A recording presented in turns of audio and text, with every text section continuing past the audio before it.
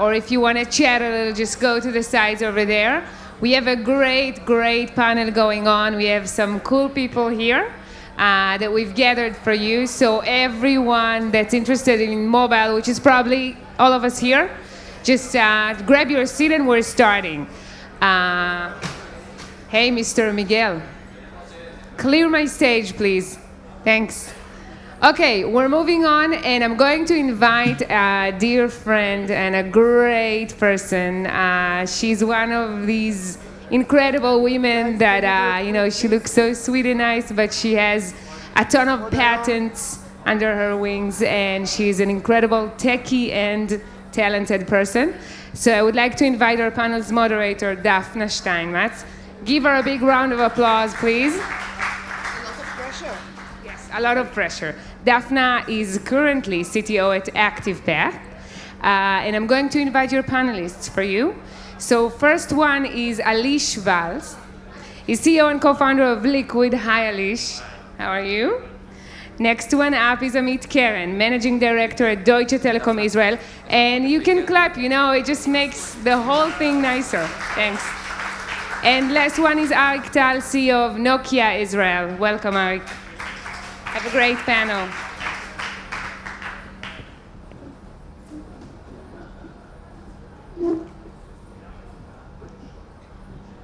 Good morning, ladies and gentlemen. Thank you so much for attending our panel, The Future of Mobile.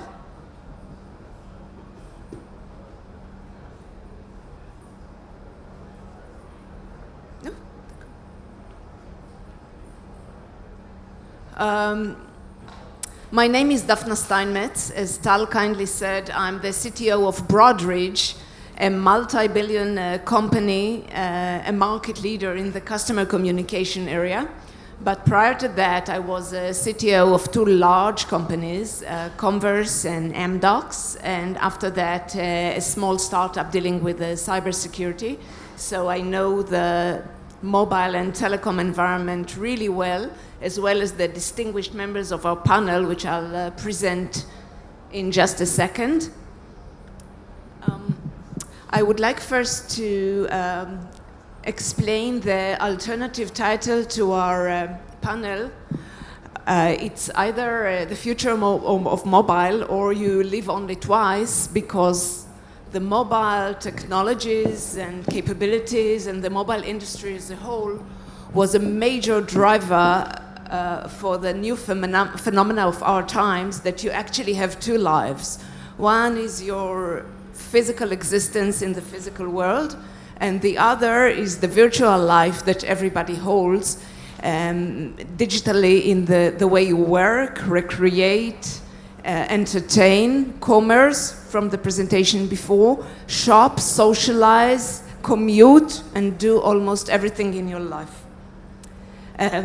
Just to show a few examples, please join me to the clip that I would like to present now.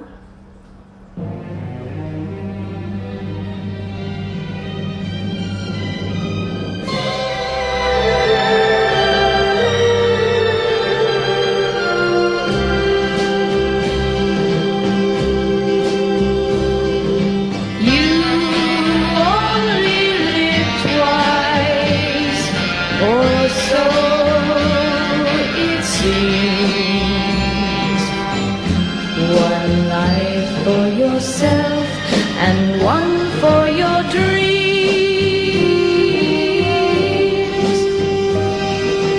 You drift through the years, and life seems tame,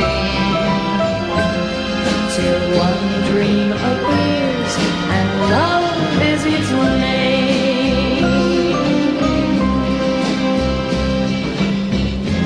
And love is a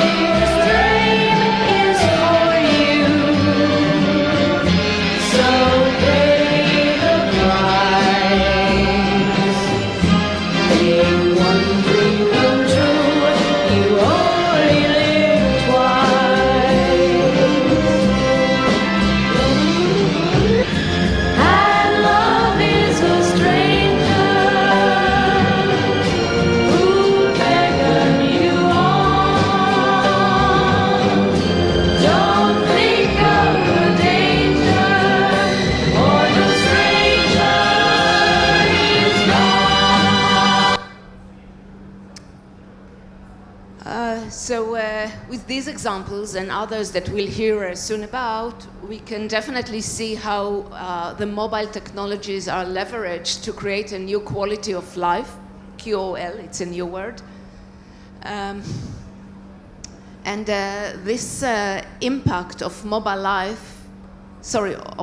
on our life start from the moment that we are born. Every proud mother takes pictures and media and distributes them all over the net. Actually, people corrected me that this happens even before that with today's ultrasound machines, three-dimensional and colored. The proud moms-to-be are sending their embryonic photos even before birth.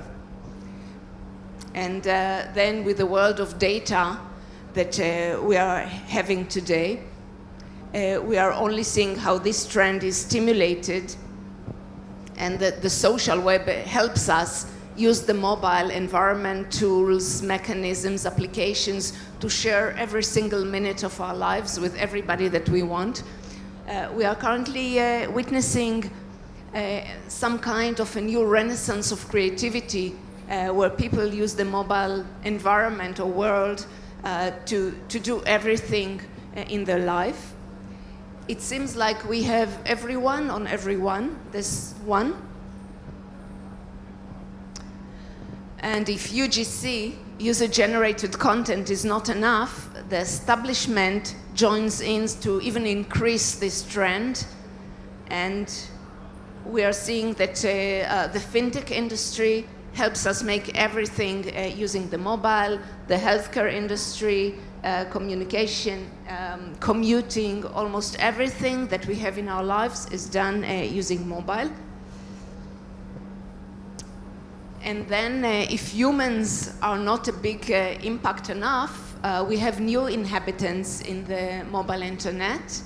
And if I'm asking you, what do cows, refrigerators, shoes, CCTV, everything around us has in common, then it's quite obvious. They all communicate. Like everything is connected, even a piece of wood. And it starts with our own body. If you follow up the new inventions in the nanotechnology work, we are seeing that inside our body, the cells will communicate very soon as well. It goes to our smart homes and homes appliances. It's the city around us. It seems like the Internet of Things is becoming the Internet of Value, and this is where the value resides. We'll discuss that in our panel in a second. And all of this raises very interesting questions. What will happen now? Why will it happen now? Who will be paying? Who will be playing? Where should we play? How can we succeed? Are there any risks, challenges, problems, issues? And to answer all these questions and more, I would like to finally present our distinguished panelists. We are very lucky to have them here because they all represent very significant segments in the market. First is Eric Tal from Nokia. Eric is the CEO of Nokia Israel, but he assumes responsibilities for Nokia around the Middle East. He held C-level positions in global companies even before that, and he's an extremist in sports, I mean. He loves backpacking trips, and very important, he's a former player in the Israeli national handball team. I can't wait to hear what you have to say about the issues that I just described.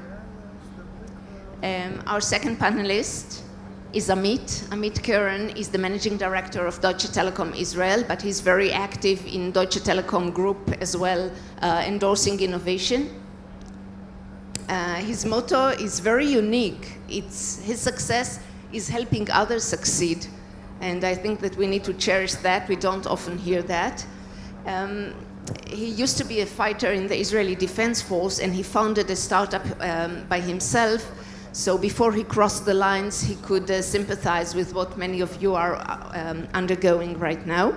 So it's interesting to hear his views. And last but not least is Ali Valls, doctor from Liquid, consultancy firm. He holds a variety of titles, of academic achievements. He's a mathematician, he's a civil engineer, he holds a PhD in fluid dynamics, and he was also active in launching the organization 4 years from now that try to anticipate what will happen in 2020. So we have a representative from the service provider side, from a major vendor of equipment, everything, anything but the phones, right?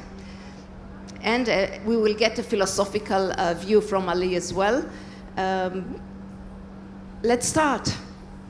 So my first question to you, before we look into the future, what would you say were the most important developments or revolutions in the mobile arena in the recent years? Ali? A pleasure to be here. The question is really tough to answer because in mobile 2 years is a lot of time. And what I can say is that in the last 2 years, especially that my profession I have been managing the Mobile World Congress related, and I have seen so many things going on. I have seen that mobile has become everything. Everybody has understand finally, or we can start to see mobile applications going far beyond that what has been mobile, that is this black screen forever. Right. And on the other side, we have seen so many things that has failed on this way. So many hypes that we have looking for on the last 2 years that at the end has not been achieving the right type of transformation that we were expecting. You has put a picture that has 2 years ago in Barcelona, when Mark Zuckerberg shows up in the middle of the dark on the Samsung event presenting the VR handset from Samsung. Where is the VR handset of Samsung nowadays? And that was 2 years. For gamers only, like a niche market. And for gamers who don't get sick after 5 minutes of using that. No? I think that is the challenge, to balance between the hype and the reality that we have behind mobile. Do you agree, Amit?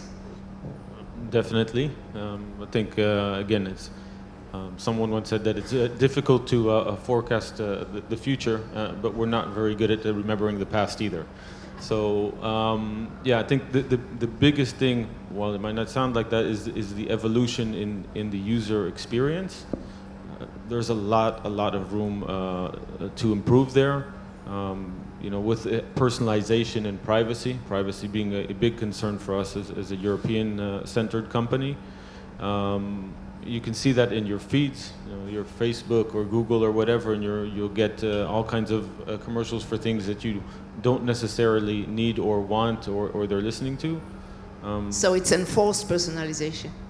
It's the question is, you know, if you see a Nike commercial that says "just do it," then it doesn't necessarily say something specifically, Arik, just do it. But if somebody says, Arik, just do it, then it needs to be much more relevant. And we're not there yet, so that will take time. Totally agree with my friends. And from the infrastructure and vendor point of view, not from the mobile handset side, I think that there is a big development in the field of 5G coming. We used to have 2G, 3G, 4G, and we think 5G is the same. So it's not. It's totally different. We need to control IoT, massive IoT, low latency, in order to provide very enhanced services. So this is a big difference, and we see this development in the market coming very soon. Interesting. So we have successful trends like user experience, 5G, IoT, and we have failed, overhyped trends like personalization that didn't deliver its promise yet. Right, Amit?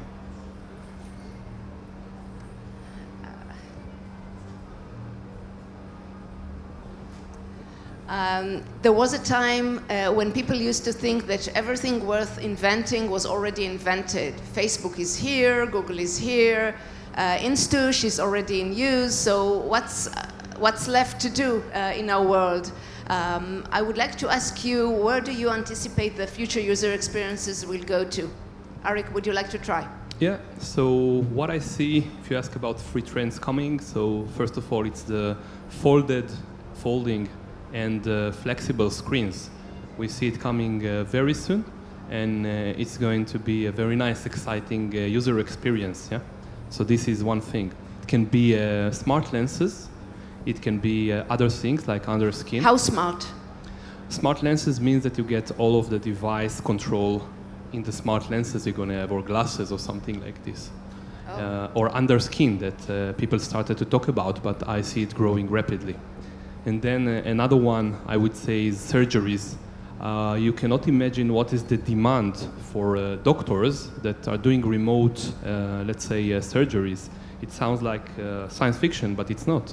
Because sometimes the patient sits far away, and it should be a critical one. And when a patient goes in his country to, let's say, robots, yeah, then the doctor from abroad, from the US, can operate him. But even less critical, I would go for chronic patients. If someone is a chronic patient, and we have like 5-6% of the population, and even more, chronic patients, Yeah. we need to monitor them. So I see also this trend of future experience by devices controlling and monitoring the patients which are chronic and giving them a lot of support. Yeah. So these are the two. And the third one I would say music and sport events, because user experience for many of the population on Earth is sport and TV and let's say music. And I see devices coming with enhanced sound, but also special 3D capabilities. So if you took futuristic, this is what I observe. So we are seeing, according to Eric, we are seeing a future of practical innovation, like healthcare will be a completely different thing and more exciting because experiences will be 3D and we will be able to entertain in a better way. Cool, exciting future. Amit, what would you say? So I think Alec mentioned most of it. So one of the things that we see is parking, like in the movies. So that everybody pulls up in the movie, and they can always find a parking spot. My experience, at least in Tel Aviv and a few other cities around the world, is typically not that. But as we are capable of sensing better our environment, then we can take simple steps. As I said, it's not going to be an end-all. And if we talk about smart cities, it needs to be a value to municipalities, for example, and to the citizens of those cities. So that's one kind of thing. The other thing is Alec touched upon, I think over time we may evolve to what is called a mixed reality, or it's now called XR, because it's AR, VR, and mixed reality. So mixed reality being that the water bottle looks lifelike. That with moving more capability and distributing computing to the edge, will make it something that will completely change the architecture. So that will take definitely more than 5 years out to do that. Because if you look at the release now of a Magic Leap's supercomputer on the hip, it's a really cool experience, but the bandwidth is over a few gigabits per second just there. And we're not there yet. So those are two, and I'll leave the rest to Alice. Okay, be the last one in this type of questions is the more tough, because I say that be the last one after is the most tough thing. I think one of the experiences that yes or not is going to be crucial, especially for the mobile industry in the near future, will be to lead the deployment of a real mobile identity. Oh. A mobile identity or digital identity, yes or not, is one of the big deals that the mobile industry is facing. Because if they lead, there is a big business behind the way to manage and provide the life cycle of digital identity, because nobody nowadays is like really providing a truly digital identity end-to-end solution. And I think this is one of the experiences that we will see really shortly, trying a lot of different companies trying to push some sort of digital identities for governments, for corporations, the identity in your business, the identity you as a citizen. I think the other one will be the non-touchable interfaces. How we are going to see optic interfaces, optic technology, voice technology that are going at some point be embedded in that device, and we're going to see that the device is not something that we need to touch so much to get interaction with the internet itself. Okay, this is interesting because we hear from two very distinguished people from two sides of Europe talking about the associative interface to computers. So both you and Eric discussed it. It might be true, like great minds think alike, right? And with regards to the mobile identity, the personal identity, who will own its management? The establishment or private firms? One thing is who is the owner and who released the identity. The other is who managed the life cycle of the identity. That is a different thing. I mean, telco can be someone who can provide, for example, to governments to manage the life cycle of an identity, how you can release an identity, how you expire when your identity needs to be renewed, when somebody is asking to get access to your digital identity, who will manage the access of this digital identity, who will store for you. There is a lot of services that somebody will need, a company that will manage for them. The other one is who release your identity. Most probably will be the governments, but somebody has to be the partner of this government. Nowadays, we have a passport that is a paper thing. And at some point, the one who is managing the life cycle is yourself. In digital, cannot. Thank you for that. Definitely, just one more note on that. Today, I mean, in the past we used to pay for voice. Okay, we wanted voice in our phone. 1990s, we paid per minute. We paid for SMS. Today, we don't pay for voice. We pay for data, and voice is bundled in. As we move forward to consuming services, we will stop paying for data, and we will pay for compute. And that's where actually the business model will be. We will pay for the service and not the other things. And we need to understand that we're paying for what we're getting, a hot dog or a parking spot or something like that. Okay, that's an interesting thought. We will pay for smart pipes. Like it used to frighten the industry, now it's becoming a blessing, which is interesting.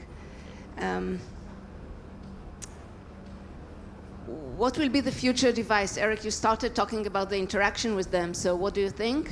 So as I said, I think flexible and folding devices, Yes. but also we can mention devices that will control very spectacular units. If I look and see drones that can support public safety, for example, imagine in California they have, or in Australia they have these huge fires. So if you have drones outside and you have the capacity of a network, and you need sometimes to control it from, not from a monitoring center, but from the field, I think that devices might have some enhanced controlling functionalities. For me, it's very exciting because I believe it can change the world if we will do a lot of things, and companies will provide or produce these kinds of unit that can make our life better, and cellular devices can control it very, very smartly. So it's not about the shape only of the device, because everybody is trying to invent the wheel, but I'm talking about the services that the device will allow. Finally, science fiction comes to serve us in real life. Huh? Might be. Amit, what's your opinion on the new device, on the future if device? it's science fiction, yes, we're building our first space elevator. So, so the devices are. I assume we're talking about the relatively near future. Yes. So one of the things that we think we'll see more are medical-oriented devices. For example, blood sugar levels. Today you have to prick your finger. Sensors, you mean? Sensors, wearable sensors that either that can optically or semi-optically measure the blood sugar levels. So if in Germany, for example, about 10% of the population is kind of diabetic or pre-diabetic. That's a huge amount. In the United States, it's much more. So that's one. We have an aging population that also wants its own independence. So we want to monitor their both mental and physical abilities. So you have interaction with people, or more social interaction in these kind of devices in the home. And I'm not talking about Alexa, buy me a dollhouse, but other types of interaction. So those are devices that we see coming, and you have definitely the interfaces being foldable, etc. So just to add on that, and again, it's the smart home. It's a smart family. Okay, you need to understand that the car is basically the second family dog.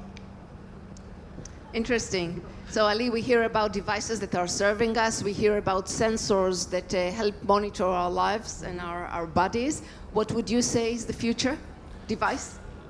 I see that, unfortunately, this thing is going to stay for us on the foreseen future.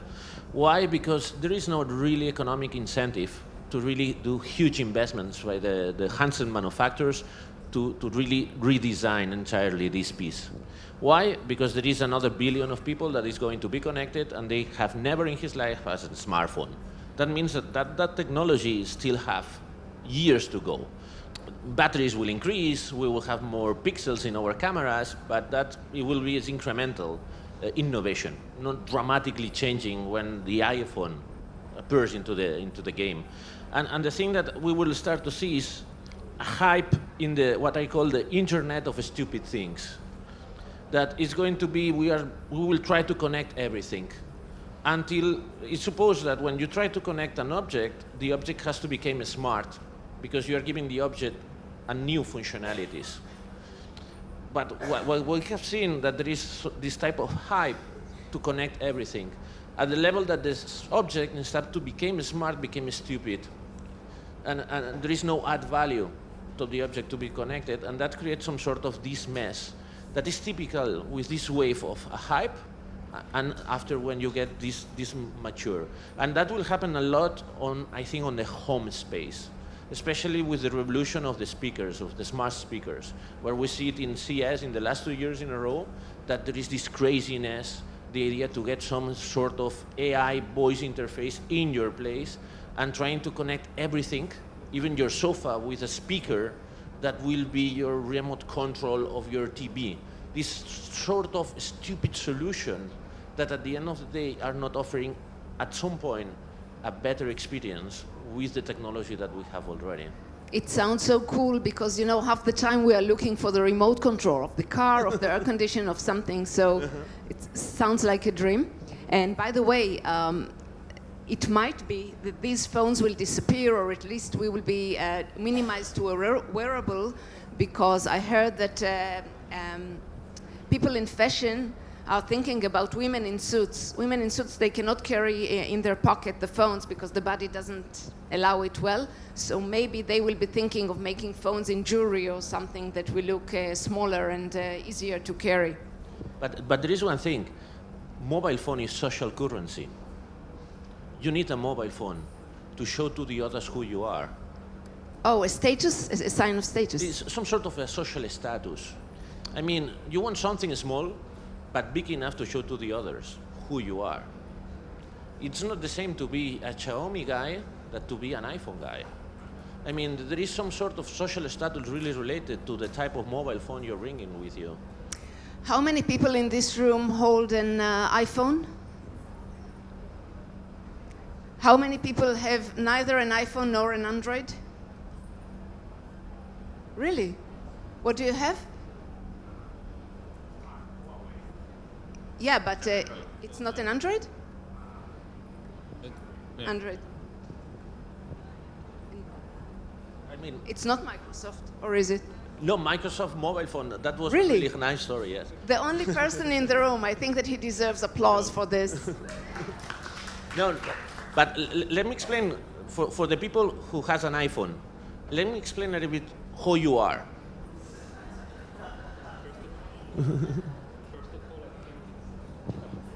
First of all, I think it's a religious, yeah? Someone that has iPhone does not change, never. So it's a religious.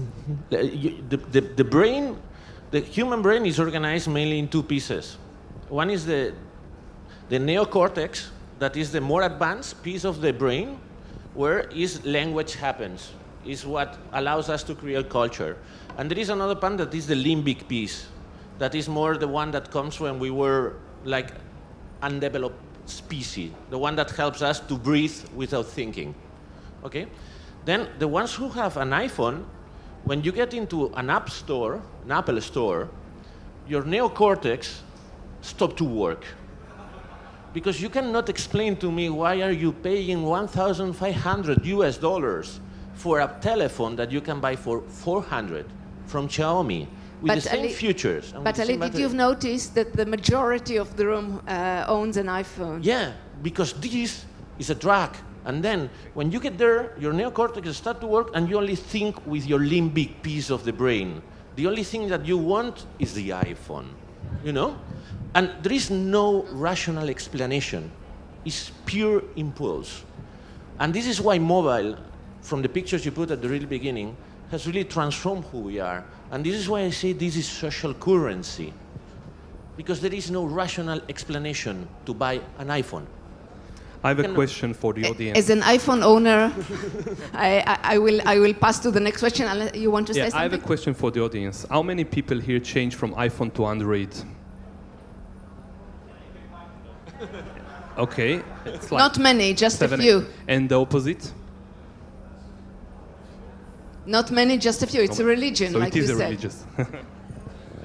I mean, this touches on, Daphne, this touches on the point of the influence, let's say, or the words, the hype around artificial intelligence. And so we need to separate that dialogue from two things. Artificial intelligence and buzzwords like neural nets and reinforced learning and adversarial networks and whatever, blah, blah. And what the effect it has or what we're trying to do from a sociological, anthropological point of view on human emotions and triggering, etc. So at least related to System 1 and System 2, you know, are we going to run away or do we need to comprehend or think things? And yes, a lot of it, I think we had a discussion on this yesterday, is to try and trigger things subconsciously so that we're not really thinking about them. So that's... Thank you, Amit. Arik, I would like to ask only you, what do you think are the future technology trends, the 3 top ones in your mind and in Nokia's mind? Yeah, so coming up very soon, it's 5G. As I said, it's not only speed, it's low latency to do all the services, innovative and enhanced services we discussed. Also cloud, maybe cloud for IT, you will say, okay, we have cloud for IT for a few years. But in telecom, it's not so common. And if we look at the operators, a week ago there was a big, severe issue with Pelephone. It's one of the leading operators in Israel. And I think that if they had a cloud solution, which allows them to be very flexible, agile, move customers in a different way, and use peaks differently, I think they could avoid such. And I see other operators around the world moving into cloud, but this is a beginning for the telecom industry. It's not like the IT. It will take some time. They are more solid. And the third one, I would say IoT. Yeah, IoT, as we said and discussed already, this is a future technology which everybody discussed. But what are the services that we use in practice now and what will happen in 5 years? So I'm very excited to see, because everybody speaks about IoT. Let's see if there will be a massive IoT. Yeah. Interesting. And you mentioned Pelephone. So my husband suggested that I'll ask the people in the audience if they are partner or Cellcom subscribers, please turn off their phones. Pelephone subscribers will not have it operational anyway, so I didn't need to ask this. Amit, I'll ask you. What do you think are the most important future business trends? I wanted to answer the question on technologies. We think dinosaurs are a big thing. They're going to come. The business trends, as I think I alluded to a little bit earlier, so one is the movement over time to compute instead of data. I mean, we will consume services. You have software as a service with its subscription models today. Definitely, for consumers, again, the core is to try and keep the trust while the customer experience is adapting. As Alish said, 10 years ago we didn't have the iPhone. Today, if you take iPhone, Android, or whatever smartphone away from us, we feel that we're regressing. So the experience will need to evolve. Things will be more immersive. We will interact more with our environment. And AI will become interwoven in everything we do. But again, it's more of a rule-based thing. It's not a fear of things taking over. We need to understand that, for everyone, I mean, Europeans, for us, privacy is important. So who here values their privacy? Raise your hands, that's it. Nobody values their privacy. Who here uses Google? which means you don't have privacy anymore. None of us do. And we need to understand that. So it's a limited management, even though for us, we wave the flag about privacy. So the trends, again, as I said, are a lot of things that will become more personal to us as we start to use these mechanisms better, but it is on a contract with the consumers. So it's not something, there has to be an ethical code for these things done at scale as well. And, sorry? So it's good because you lead us to the next question. So yeah, it's dead, but okay. People like privacy. No, but seriously, we do a lot to protect the privacy of people, and there will be technologies that allow us to run analytics in the future, like zero-knowledge proofs, on encrypted data without breaking privacy. But you need to understand our interaction, and as Ali said, our want to consume services that are free, there is a cost, okay? Anything we consume for free costs our privacy. And if it's already out there, it's not coming back. That's true. It's like a tattoo, a digital tattoo. It never goes off. Well, you can remove tattoos today, but... Can you name with just one word, where do you see the challenges or the risks of the future of mobile? I will say first is what is the ROI for the investment of the 5G technology. I would like to see who is going to pay the investment, the huge investment that needs to be done to update all the network equipment in 5G. Arik, do you agree? Totally agreed. We can see what happened in Israel when the packages of all-inclusive are going to €6.50. No of the operators is investing, and then nobody will do business out of it. So as a customer, yeah, I would say very nice, €6.50 for me, for the family, but nobody will invest from the operators. From the other side, we have North America, where it's 70, 80, and Southeast Asia, which I'm not sure about the packages, I think around 50, 60 euro. So with these prices, they can fly, they can do things, yeah? So we need to balance this, yeah? It's tricky.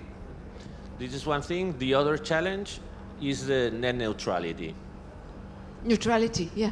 The neutrality of the network.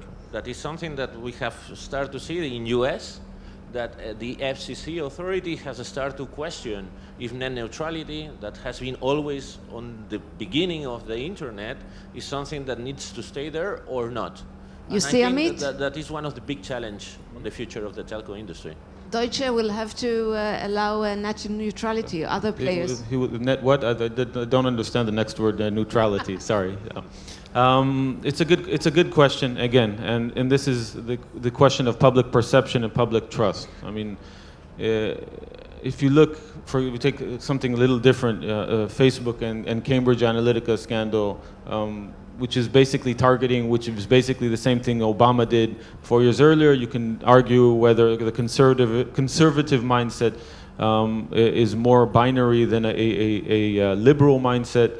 But Facebook didn't breach a contract. They breached a perception. So here the question is not whether we have a contract or regulation, and I was in the EU earlier this week playing around with AI ethics, but whether the perception of people is that they have neutrality. As I said, it's like the perception that we have privacy. Okay. So if we feel we have enough neutrality and are happy with that, that's good. And the other note, by the way, regarding 5G, for us the difficulty is the density of the networks will have to be much, much larger. Right. So the capex is astronomical, and we don't have real use cases. I was hoping that Alish was going to give us a business case for that. So you need to understand that unless mixed reality becomes a reality, it's very difficult for us to justify moving that. Even today, Deutsche Telekom last year invested 12 billion euros in capex alone. That doesn't include spectrum. Thank you, Amit, for that. Yeah. And Eric, do you want to? Very short, for future players, I think it's an ecosystem. So the service providers, application providers, equipment vendors, they cannot live without each other. We see Google, Facebook trying to overcome, but I don't think without this ecosystem it will work. And also future players in this field, which we didn't mention maybe enough, it's the cybersecurity, yeah? Right. Which will be a boost in terms of, for my opinion, a boost in terms of business doing because of all the threats and privacy that we discussed. So I think it's a big future players around the IoT, because we have to remember that billions of IoT machines, they need security, yeah? So it's like a railway coming, and we need to pay attention to the business we can make out of it. As we saw Mirai, if you remember the malware in North America, which paralyzed the network for the whole weekend, 1.5 years, 2 years ago. So I think it's a big boom coming in terms of those players doing business. Thank you, Eric. I would like to play a little game, an association game. I'll say a word, and you will say the first thing that comes to your mind, and answer me with one word or sentence if you want. You can do the same game, but without moving your lips, okay? In your heart. Let's start. GDPR, Ali. Terrorist attack to SMEs. Oh. Drones, Eric. I'm talking too much, yeah. So for me, drones, the word is exciting, what you can do with it, exciting. Fun. Autonomous cars, Amit. Will come. Will come. Will come. Already happening, no? Tell No. San. No. Um, I mean, again, this is really also around AI. There is a lot of back end of people tagging, doing things, etc. Okay, if you have a traffic cop going like this for a human being, then we understand it. Stop, go this way. But if the same picture is with a riot police with a shield and a grenade, the car will think, okay, stop, go right. We are Not there yet, away from, but almost. from class 5, no. But these things will come, and it will be much more fun. Ali. Virtual reality. Sickness. Sickness. Sickness? Yes. Really? Really. Vomit. Eric, cybersecurity, you just mentioned. Yeah, a big threat, but big opportunity. Cool. 5G, Amit. Will take more time. Really? Uh, The vendors will do something, you know. Ali, iPhone for you. Sex.